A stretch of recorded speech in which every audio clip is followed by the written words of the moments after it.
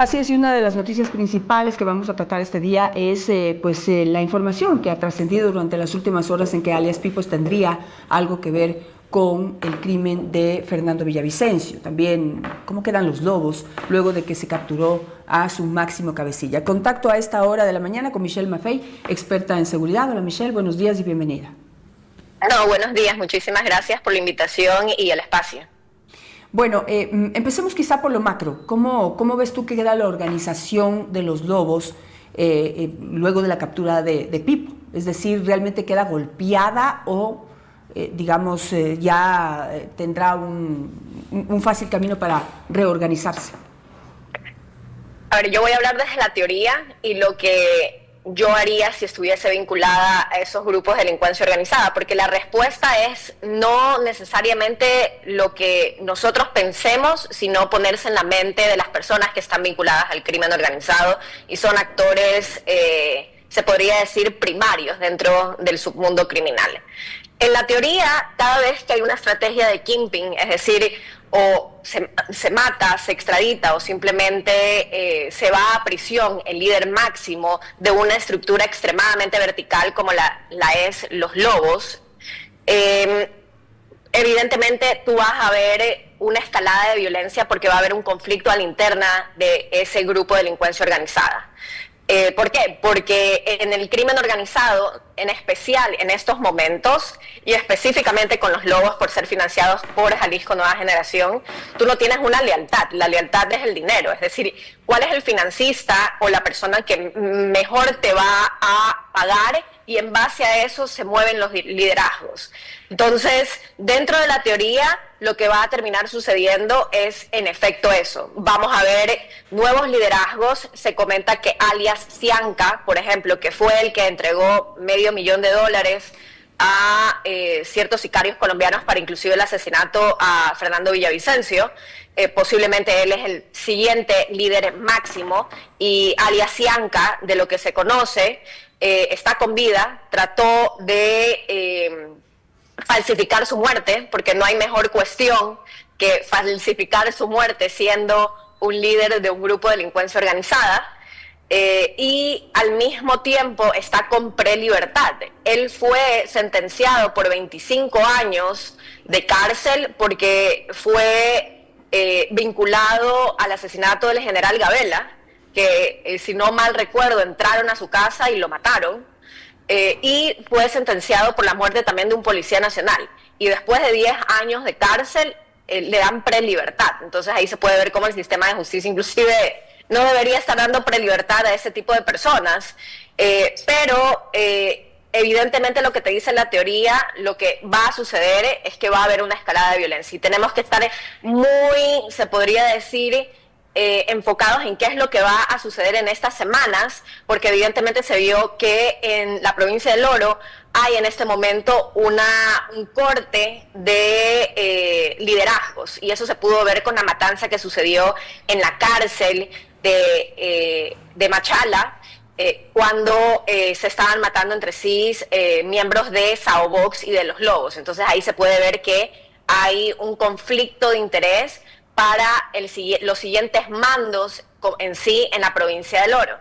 Ahora, ¿qué es lo que yo recomendaría pensando dentro de la estructura criminal? Es decir, pensando eficientemente como un criminal in situ. Yo creo que sería algo extremadamente estúpido que en este momento se estén disputando nuevos liderazgos y no seguir con la cadena de mando que en teoría debería recaer en alias Cianca. ¿Por qué? Porque por primera vez los lobos obtuvieron básicamente el poder en territorio que los choneros han tenido por años. Ellos están con un liderazgo criminal brutal en Manabí, en Guayas, evidentemente todavía en los Lobos hasta nueva noticia, y la única provincia inclusive en la costa ecuatoriana que no tiene una gobernanza criminal de los Lobos es Santa Elena. Entonces, en este momento, si estuviesen fragmentándose justo por estos nuevos liderazgos, lo que van a generar es que van a perder poder. Sí. Michelle, pero a ver, este alias Cianca, ¿sería el heredero, digamos, el siguiente en la línea de poder de los Lobos? En teoría, porque los lobos, por quedar a comparación libre. de los choneros, son mucho más verticales. Son mucho más, la organización de choneros es mucho más vertical. Entonces, No, de los lobos es mucho más vertical. La organización de los lobos, que es a la que pertenece Pipo, es mucho más vertical. El segundo a bordo, el siguiente en la línea, es Cianca. Sí, alias Cianca, que trató de falsificar su muerte, tal cual como lo hizo Pipo, y por eso es que logró con un pasaporte colombiano sacado en Venezuela, por si acaso, fue lo que viajó hacia España. Entonces, alias Cianca trató de matarse, básicamente, pero sigue con vida y está libre, justo por la prelibertad que obtuvo en el 2022. Increíble. ¿A cuántos años estaba condenado? 20. A 25 años y fue sentenciado en el 2012. Y a los 10 años le dejaron salir. Debería seguir en cárcel, por si acaso. A los 10 años le dejaron salir. Sí. Es increíble. Y eso lamentablemente, y justo el día de ayer estábamos hablando con Crisis Group, que está aquí en Ecuador, y estuvieron en Guayaquil, ahorita están en Quito, de que el sistema de justicia es uno de los corresponsables más grandes del problema de inseguridad. Cada vez que le dan una prelibertad a alguien que es extremadamente violento, como un asesino, que al fin y al cabo es el común denominador de los grandes capos dentro del crimen organizado, es simplemente que aceptan dinero y por eso le dan ciertas cuestiones como una prelibertad. Es impresionante y ahí es donde, miren, no, solamente para una reflexión, ya dijimos que no, o el pueblo dijo que no al tema de la constituyente, pero miren cuántas reformas hay que hacer para poder blindar el sector judicial en nuestro país. No debería haber prelibertad para los delitos relacionados con la delincuencia organizada, lavado de dinero, sicariato, es decir, todos estos delitos que están relacionados a lo que nos tienen en este momento como uno de los países más violentos del mundo. Ahora Cianca está en las calles, probablemente está aquí o estará ya en España, no se sabe eso, ojalá le hayan seguido la pista, pero sería quien encabece ya la organización de los choneros. Ahora mi pregunta, como tú describes que la organización, no es los choneros, los lobos, perdón, como tú describes que la organización de los lobos es mucho más vertical,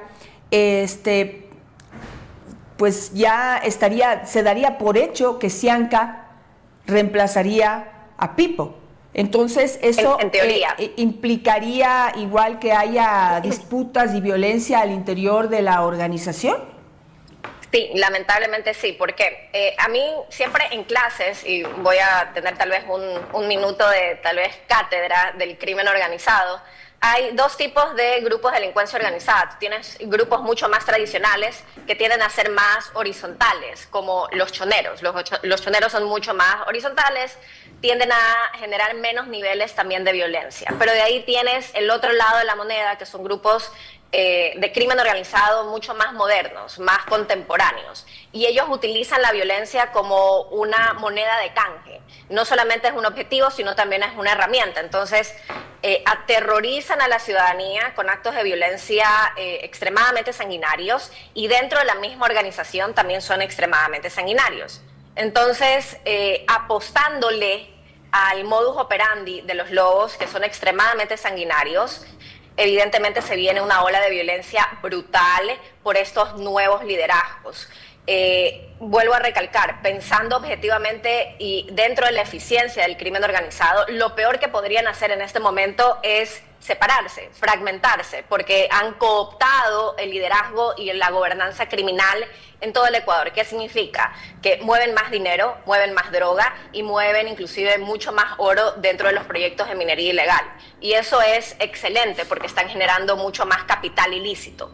En el momento que empiecen a pelearse por estos liderazgos, lamentablemente no van a tener el tiempo ni la capacidad de seguir enfocándose en sus actividades delictivas. Ahora, ¿qué es lo que va a suceder en los lobos? Porque la estructura criminal lamentablemente no tiene lealtad. La lealtad, vuelvo a recalcar, es el dinero. van a haber estas fragmentaciones, y una de las fragmentaciones más particulares que en este momento se están viendo es con los lagartos. Los lagartos son financiados por los lobos, pero se está viendo que en sociovivienda, por ejemplo, están teniendo una gobernanza criminal extremadamente fuerte, y no me llamaría la atención que los lagartos en este vacío de poder traten de incrementar inclusive su potencia criminal. Otro gran ejemplo: en este momento hay voces en Durán que hay presencia de una facción de los lobos que se denominan los lobos BMW, tal cual como la marca de carro. Y esos lobos están en este momento en negociaciones particulares con ciertas facciones de los Chone Killers que no están lideradas por Negro Tulio, porque Negro Tulio tiene control de solamente 2 facciones de los Chone Killers.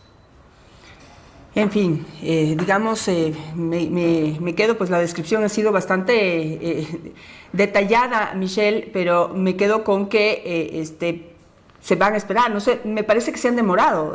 No sé si es que el tiempo, porque ya se capturó a Pipo la semana anterior. Uh-huh. Y no ha habido nada hasta ahora. Y yo creo que se están demorando justo porque, si yo pienso como un criminal, lo peor que en este momento me pueda pasar es justo esa fragmentación. Entonces yo creería que ciertos liderazgos lo que están tratando de hacer es darles la recomendación que yo les estoy dando: no se fragmenten. Y también a nosotros como ciudadanía nos beneficia que no se fragmenten, porque en el momento que hay una ola de fragmentación se dispara más la curva de violencia que estamos viviendo en este momento. Entonces es una situación de ganar-ganar ahí, lamentablemente, hablando dentro de la esfera criminal. Pero vuelvo a recalcar, en el crimen organizado tú no compras a las personas por lealtad hoy en día, tú compras a las personas por plata o plomo. Y es más que todo también el mejor postor. Y eso se puede ver con los Sao Box. Los Sao Box rompieron en el oro justo porque miembros de los lobos se fragmentaron. ¿Con qué objetivo? Objetivo de lucrar más dinero, porque se dieron cuenta que ser criminales de tercera dentro de la estructura criminal no les daba suficiente dinero o réditos. Impresionante. ¿Y se le tiene ubicado? ¿Se sabe algo, algún detalle, algún tipo de actuación que ha tenido este segundo a bordo? ¿Me recuerdas cómo se llama? Cianca, alias Cianca. ¿Sabemos algo de Cianca?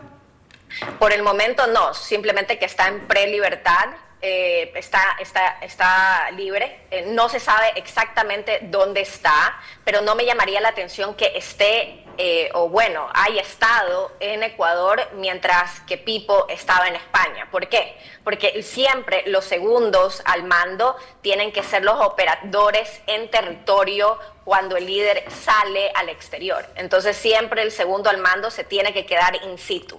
Ya, ahora, ¿cómo queda la organización en España?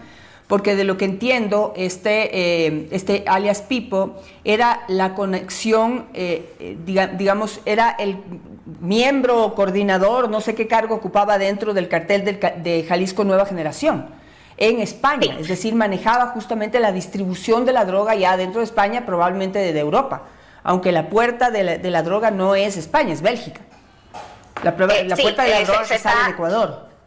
Se disputa si es Amberes, Bélgica, o Rotterdam en Holanda. Entonces hay esa disputa. Sin embargo, en Algeciras, en el puerto de Algeciras, es donde es básicamente la puerta de bienvenida de toda la droga que sale de los puertos ecuatorianos. Entonces él era el broker a la interna para recibir, captar esa droga, y muy posiblemente él era también el nexo, aparte de Jalisco Nueva Generación, evidentemente, era un nexo particular con la Ndrangheta. La Ndrangheta tiene básicamente un monopolio de todo lo que es la distribución de estupefacientes y específicamente de cocaína en toda Europa. Entonces, tienen relaciones particularmente interesantes. Ahí se vinculan con diferentes organizaciones internacionales. Sin embargo, conociendo a Jalisco Nueva Generación, por ser tan violenta, ellos tienen una capacidad de adaptación brutal, porque como saben que no hay lealtad, sino que la lealtad es la cantidad de dinero que te pueden ofrecer, muy posiblemente ellos ya tengan una conexión directa con la Ndrangheta para que puedan captar esa droga en el puerto de Algeciras, o posiblemente con otra banda delictiva dentro de España. No me llamaría la atención que, por ejemplo, los choneros, aprovechando que están en Colombia, estén tratando de meterse dentro de la ruta directa en España también. Ahora, ¿cómo ves tú el hecho de que entre las revelaciones que se ha hecho, Pipo no vivía en España? A Pipo le capturan en España, según lo que dijo el ministro del Interior, porque tiene algunos familiares en Málaga y pues probablemente yendo a visitarles le agarraron.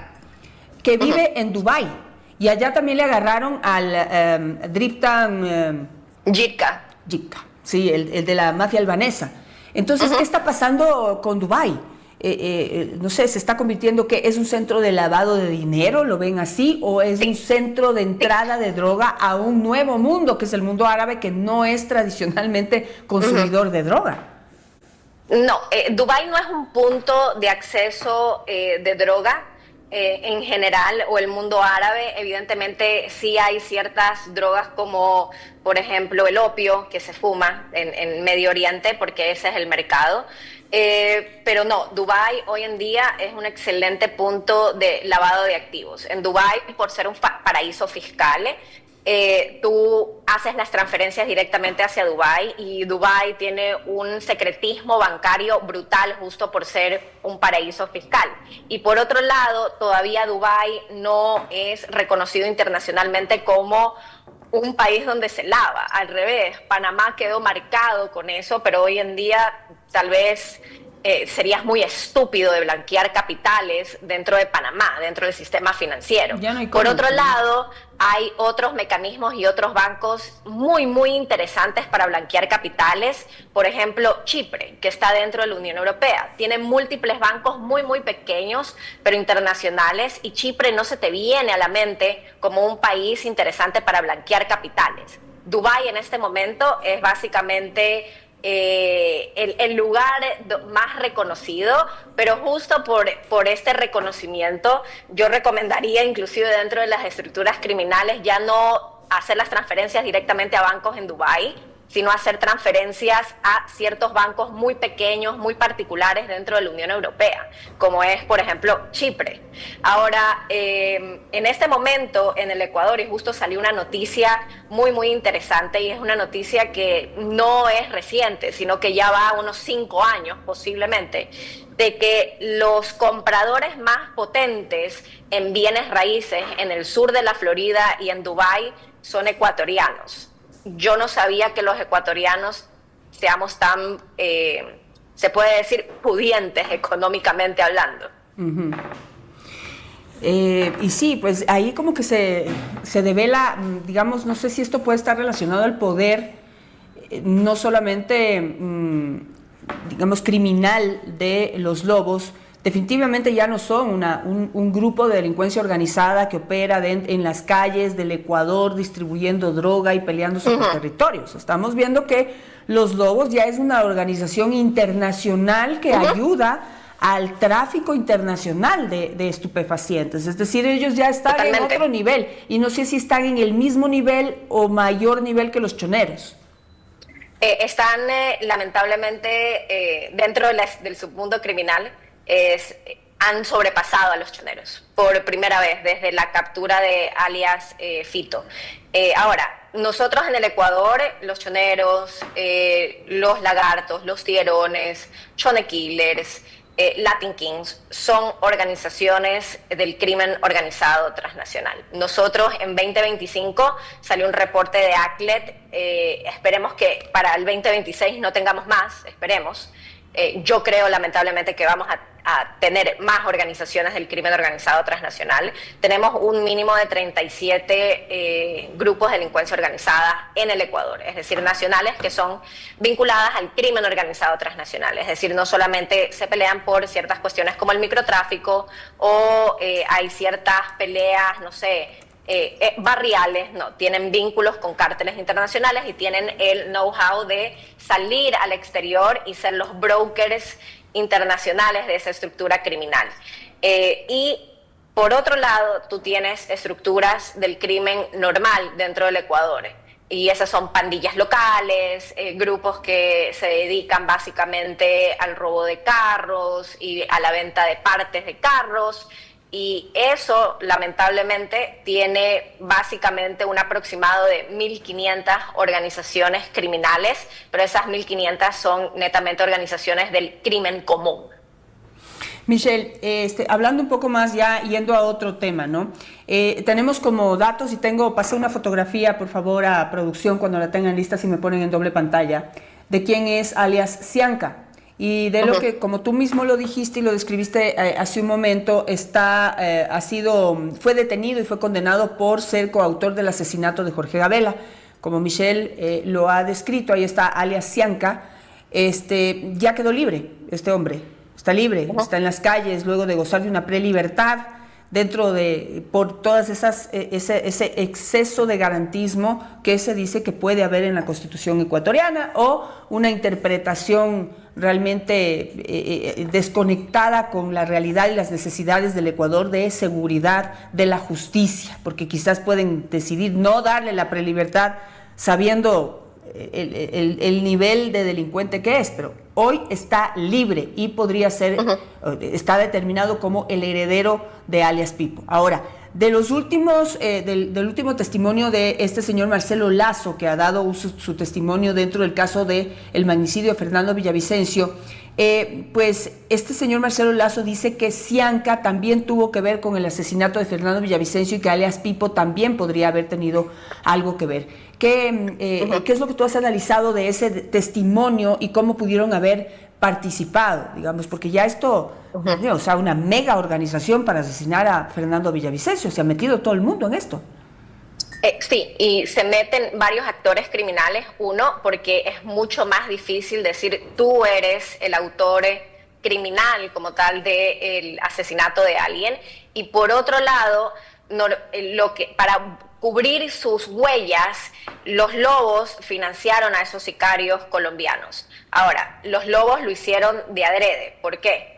Sabían que ese crimen iba a sonar muchísimo en el Ecuador, y si una estructura criminal a la interna hubiese sido directamente vinculada a ese magnicidio, iba a haber una guerra brutal de fuerzas del orden con los Lobos. Entonces, ¿qué hicieron? Terciarizaron el labor, es decir, malpagaron a otra organización en Colombia para que vengan acá y lo maten. Y de entrada, dar $500,000 para un precandidato a la presidencia, un posible presidenciable, es ser mal pagado, porque si se acuerdan, era un grupo particularmente grande de sicarios y a todos los mataron. Entonces fue adrede que terciarizaron ese trabajo, porque sabían que en el supuesto no consentido de que los sicarios, que muy malos, porque para que te atrapen tienes que ser un muy mal sicario,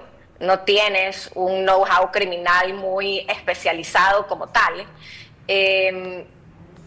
sabían que algún criminal dentro de los Lobos, algún miembro a la interna de los Lobos, un sicario que sí tenga un know-how y una profesionalización interesante, iba a tener que entrar y matarlos a todos.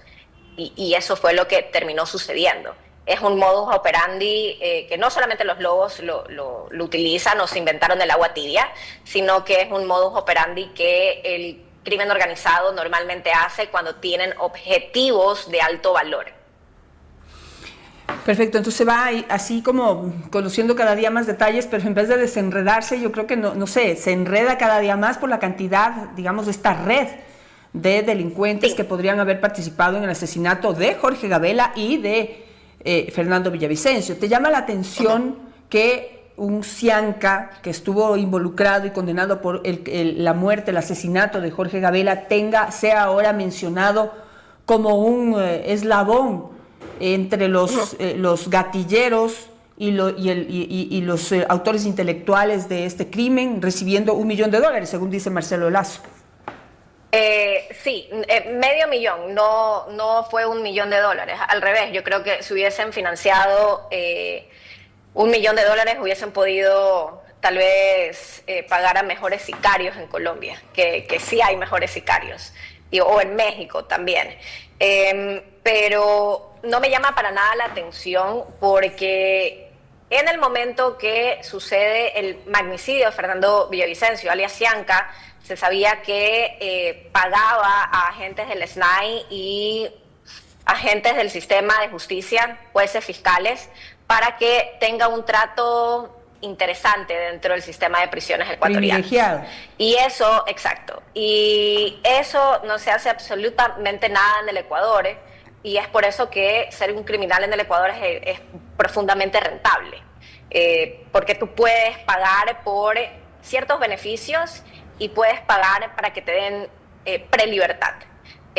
Yo soy una persona muy técnica, y dentro de la técnica, cuando tú hablas de los centros de privación de libertad para personas que están vinculadas al crimen organizado transnacional, tú tienes que blindar esa cárcel y nadie entra, nadie sale.